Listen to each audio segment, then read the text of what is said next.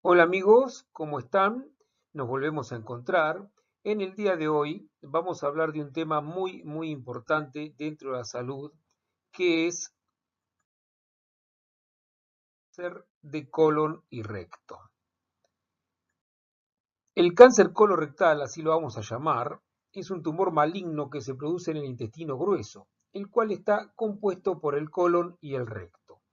En la etapa temprana de su producción, el cáncer se localiza únicamente en la pared intestinal, pero luego en etapas más avanzadas puede diseminarse tanto a órganos vecinos como a otros órganos más distantes, produciendo las llamadas metástasis. La gran mayoría, aproximadamente el 90% de los casos de las personas que padecen este cáncer, tienen más de 50 años, siendo su mayor frecuencia entre los 60 y 70 años de edad. La incidencia es levemente superior en hombres que en mujeres. Se debe tener en cuenta que el 75% de los cánceres colorectales son esporádicos, o sea que no presentan antecedentes ni personales ni familiares de la enfermedad, siendo el 25% de los casos restantes los denominados hereditarios, o sea que sí hay antecedentes familiares de cáncer colorectal o de adenomas, que ya vamos a ver de qué se trata, que pueden haber sido únicos o múltiples. Se considera que en los casos esporádicos la edad es el principal factor de riesgo, influyendo en su producción factores dietéticos y ambientales. En más del 80% de los casos de cáncer colorectal se produce primero un crecimiento celular anormal, o sea, algo pasa en la pared intestinal que se denomina pólipo. El pólipo es un adenoma que es una especie de crecimiento anormal glandular. Por eso los pólipos se llaman pólipos adenomatosos, que son los más frecuentes dentro del intestino. El pólipo puede crecer lentamente durante varios años y llegar en muchos casos a transformarse en un cáncer.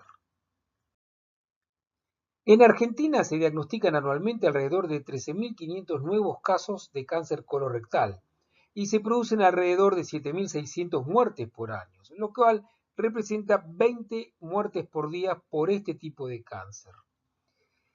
Representa el 12% del total de las muertes por cáncer, ocupando el segundo lugar luego del cáncer de pulmón, que tiene el 15% aproximadamente, representa el 15% de todas las muertes por cánceres.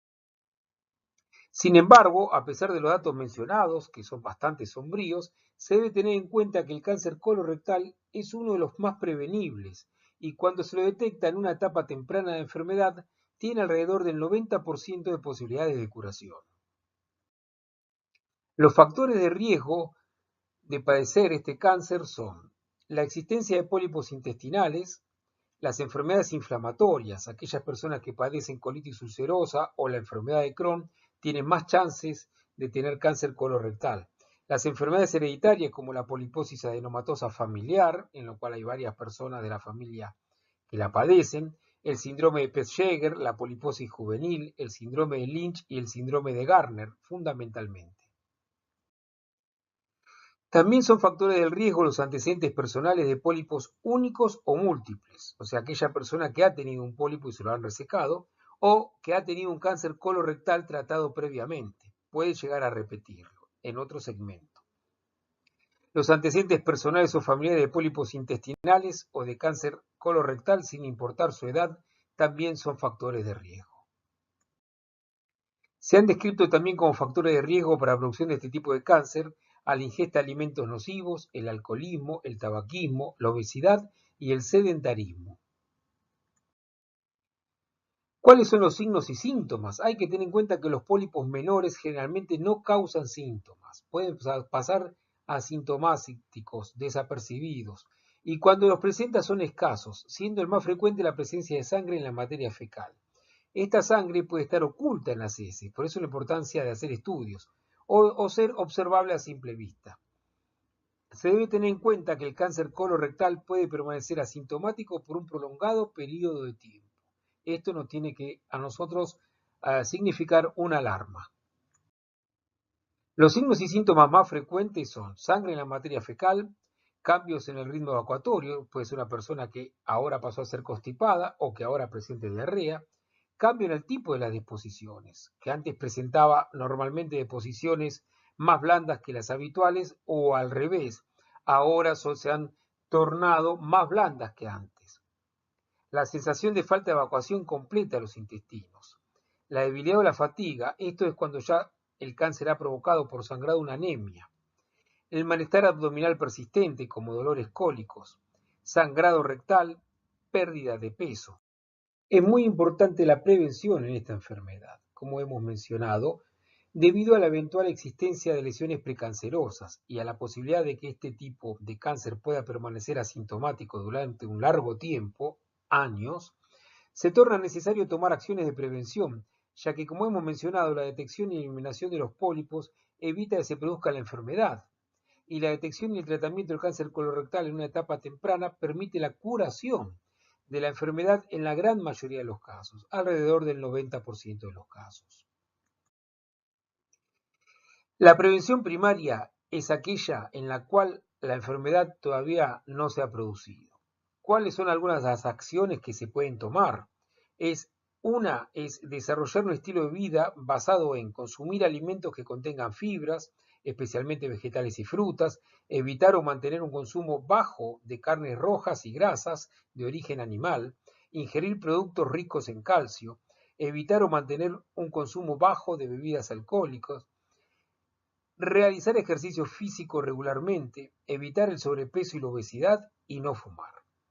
Otra acción es detectar y eliminar las lesiones precancerosas por medio de estudios y prácticas específicas. La prevención secundaria es aquella en la cual la enfermedad ya se ha establecido y lo que hay que hacer es detectarla para tratarla y evitar su progresión. Se basa en la realización de estudios y prácticas diagnósticas para detectar el cáncer colorectal en una fase temprana, permitiendo de ese modo la implementación del tratamiento adecuado para posibilitar la curación de la enfermedad. El Ministerio de Salud de la Nación, en la actualidad, recomienda la realización de estudios regulares para detectar y extirpar los adenomas o detectar y tratar el cáncer colorectal en hombres y mujeres a partir de los 50 y hasta los 75 años de edad, aunque no presenten síntomas ni antecedentes familiares. O en aquellas personas con enfermedad inflamatoria intestinal, sin importar su edad. Y todas las personas que, aunque no tengan síntomas, presenten antecedentes personales o familiares de pólipos o cáncer colorectal, sin importar su edad. El National Health Institute además recomienda que la decisión de la realización de estudios preventivos para el cáncer colorectal, que luego vamos a mencionar cuáles son, en personas mayores de 75 años debe basarse en la expectativa de vida de la persona, en su estado de salud y en los resultados de exámenes previos. Muy recientemente, la Sociedad Americana del Cáncer modificó la edad de comienzo de realización de métodos para la prevención del cáncer colorectal en personas sin riesgo elevado, la ha bajado de 50 años a 45 años. El diagnóstico se basa en distintos estudios. El más simple, más frecuente y menos complejo es el test de sangre oculta en materia fecal. Se puede hacer por distintos métodos de laboratorio. Y es un test muy simple que simplemente consiste en tomar en ciertas condiciones una porción de materia fecal para hacer los análisis de laboratorio. Luego tenemos la colonoscopía. La colonoscopía es el método que se indica cuando existen todas las situaciones o cuando las personas están dentro de los grupos mencionados previamente, o cuando un test de sangre oculta en materia fecal ha dado positivo. El test de sangre oculta en materia fecal se puede repetir anualmente. La colonoscopía tiene una variación y una frecuencia de repetición de acuerdo a cada persona. La colonoscopía virtual se hace por tomografía computada, presenta la desventaja sobre la colonoscopía o videocolonoscopía de que la primera, o sea, la colonoscopía, permite la resección de pólipos o tomar biopsia, mientras que la colonoscopía virtual se hace por medio de tomografía computada y no permite ello. Está indicada cuando la colonoscopía ha resultado incompleta. El colon por enema es una radiografía que también está indicada cuando la colonoscopía ha resultado incompleta. Una vez que se ha detectado la lesión por cualquiera de los métodos previos, colonoscopía virtual, colon por enema, se efectúa la biopsia o la resección biopsia de la misma, ya sea por vía endoscópica o en algunos casos, sobre todo cuando es muy baja, se puede hacer por vía quirúrgica.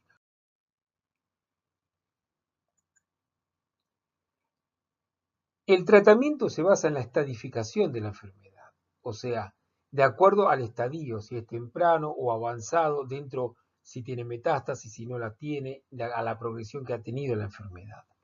La cirugía es el tratamiento de elección, siempre y cuando ella esté indicada. También se puede hacer junto o independientemente de la quimioterapia, la radioterapia, la terapia dirigida y la inmunoterapia, que son distintas terapias que se dan de acuerdo a las características que tiene la enfermedad en el paciente, sobre todo en las características genéticas para algunos de los tratamientos mencionados. Si el paciente tiene metástasis en el cáncer de colon, es una de las enfermedades que se puede seguir luchando y se puede atacar la metástasis, logrando sobrevida. El tratamiento para la metástasis puede ser la resección quirúrgica, la ablación por radiofrecuencia, inyección de etanol o crioterapia, la embolización, ya sea por obstrucción arterial, quimioembolización o radioembolización, o la terapia dirigida con elementos antiangiogénicos, o sea que llevan a disminuir el aporte sanguíneo sobre la metástasis buscando su destrucción o su falta de sobrevida a la falta de irrigación sanguínea.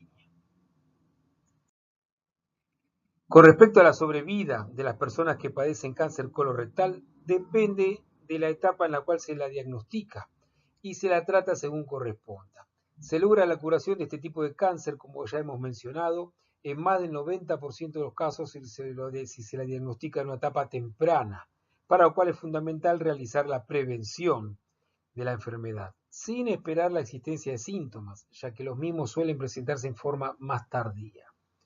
La posibilidad de sobrevida a los 5 años en personas con cáncer colorectal en etapas más avanzadas va disminuyendo de acuerdo al mayor grado del estadio tumoral que presente cada individuo, variando del 11 al 89% según el caso, según las distintas series. En general, cuando el diagnóstico se realiza en una etapa más avanzada, la sobrevida observada a los 5 años es del 50 al 60% de los casos. ¿Cuáles son las acciones que hay que realizar? Teniendo en cuenta el importantísimo problema que representa el cáncer colorectal dentro de la salud poblacional, se torna imperioso desarrollar en los distintos subsectores de la gestión en salud, ya sea el público, de las obras sociales, el privado, de las prepagas, mayores acciones para la prevención de esta enfermedad, con el fin de disminuir la incidencia de la misma en nuestra población y la mortalidad que acarrea. Bueno amigos, espero que les haya sido útil esta charla y nos despedimos para volvernos a encontrar en la próxima sesión de Basta la Salud con algún otro tema de interés para todos. Muchas gracias.